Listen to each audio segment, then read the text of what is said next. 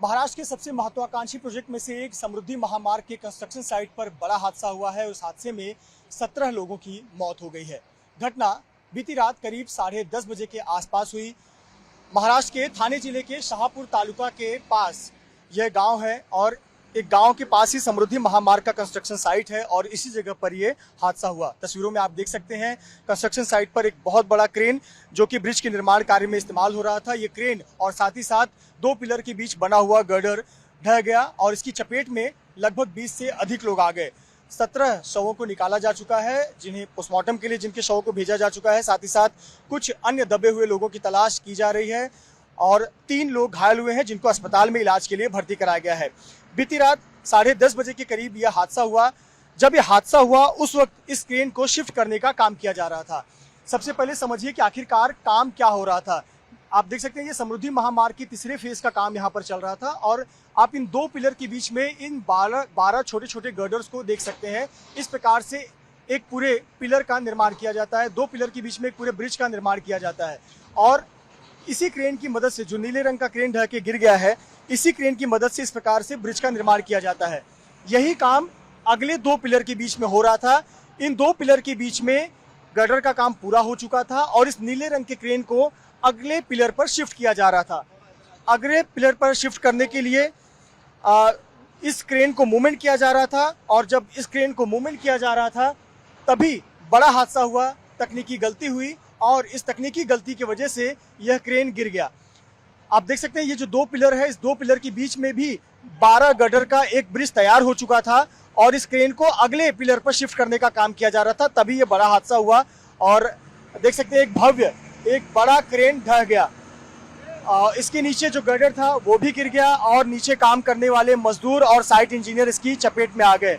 अब तक की जानकारी के मुताबिक लगभग 13 मजदूर और लगभग 5 जो साइट इंजीनियर थे उनकी मौत हो चुकी है। 17 लोगों के शव बरामद किए गए हैं। जब यह घटना हुई उसके बाद राहत और मदद के लिए, मलबा हटाने के लिए एनडीआरएफ को बुलाया गया, फायर ब्रिगेड की टीम को बुलाया गया, थाने प्रशासन के अलग अलग एजेंसियों को बुलाया गया, पुलिस यहाँ पर तैनात है। प्रयास किया जा रहा है कि मलबे को हटाया जाए और नीचे दबे हुए कर्मचारियों को निकाला जाए। यदि वो सुरक्षित हैं तो उन्हें उचित मेडिकल इलाज उपलब्ध कराया जाए।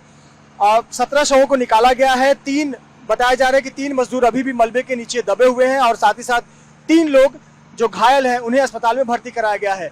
इतना ही नहीं, एक थियरी यह भी जानकारी सामने आ रही है कि इसी के ठीक पिलर से लगकर एक इलेक्ट्रिसिटी का पोल है और इस इलेक्ट्रिसिटी पोल से इलेक्ट्रिसिटी की सप्लाई हो रही थी।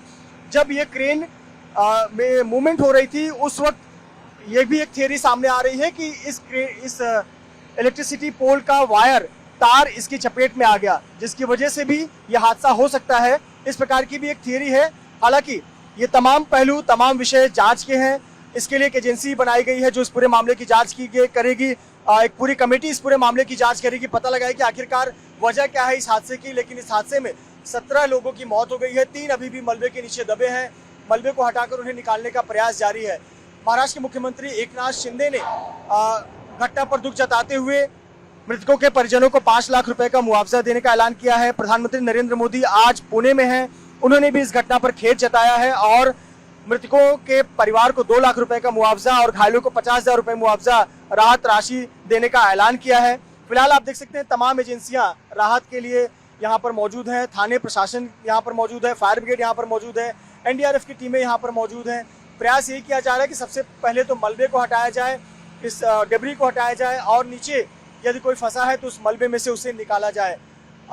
समृद्धि महामार्ग जो कि महाराष्ट्र की अर्थव्यवस्था को ध्यान में रखते हुए बनाया जा रहा है, एक गेम चेंजर महामार्ग है, सुपर हाईवे है जो कि मुंबई और नागपुर को जोड़ता है। इसे 3 चरणों में बनाया जा रहा है। पहले चरण का उद्घाटन लगभग जो 520 किलोमीटर की दूरी थी उसका उद्घाटन प्रधानमंत्री नरेंद्र मोदी कर चुके हैं। दूसरे चरण का उद्घाटन सीएम एकनाथ शिंदे कर चुके हैं और तीसरे चरण का कार्य चल रहा था और साल के अंत तक इस तीसरे फेज के भी खुल जाने की संभावना जताई जा रही थी। और एक बार समृद्धि महामार्ग बन जाने के बाद मुंबई और नागपुर की दूरी सिर्फ 10 घंटे की रह जाएगी, जो आज के समय में लगभग 17 से 18 घंटे का समय लगता है। साथ ही साथ समृद्धि महामार्ग जो कि महाराष्ट्र की अर्थव्यवस्था के लिए गेम चेंजर माना जाता है, ये महाराष्ट्र राज्य के 10 जिलों से होकर गुजरता है और लगभग 390 गांवों से होकर गुजरता है। यहाँ का जो फेज 3 का कंस्ट्रक्शन है, इसको बनाने की जिम्मेदारी एक स्विस कंपनी को दी गई थी। अब ये जांच का विषय है कि आखिरकार लापरवाही कहाँ हुई, यह इस हादसे का जिम्मेदार कौन है, किस लापरवाही के चलते ये बड़ी घटना हुई और जो मौतें हुई हैं उसका जिम्मेदार कौन है। फिलहाल प्राथमिकता यही है कि मलबे के नीचे जो लोग दबे हुए हैं, मजदूर दबे हुए हैं, उनको निकाला जाए। यदि कोई सुरक्षित है तो उन्हें उचित मेडिकल इलाज उपलब्ध कराया जाए। कैमरामैन धर्मेंद्र पांडे के साथ मृत्युंजय सिंह, एबीपी न्यूज़, शाहपुर थाने।